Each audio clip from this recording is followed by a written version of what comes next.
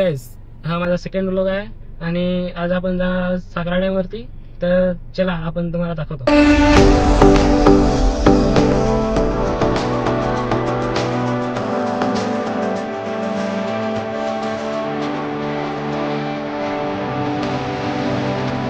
तर आपण पोहोचलेलो आहे सूर्या नदी जवळ आणि आता आपण क्रॉस करणार आहोत पूल. हे बघा तुम्ही किती पाणी भरलेलं आहे आणि किती छान नजारा दिसतो.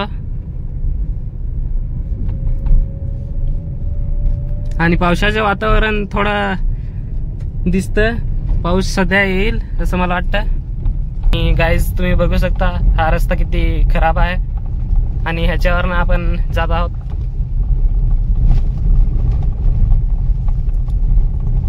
तर आपण आता पोहोचणार आहोत ऐन्याला आणि थोड्याच वेळानं तुम्हाला भेटू.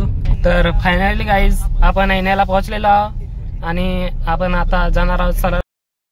तर फायनली गाईज आपण पोहोचलेलो आहोत साखरा डॅम वरती आणि तुम्ही बघू शकता इकडचा व्ह्यू किती सुंदर आहे आणि या तुम्हाला दाखवतो.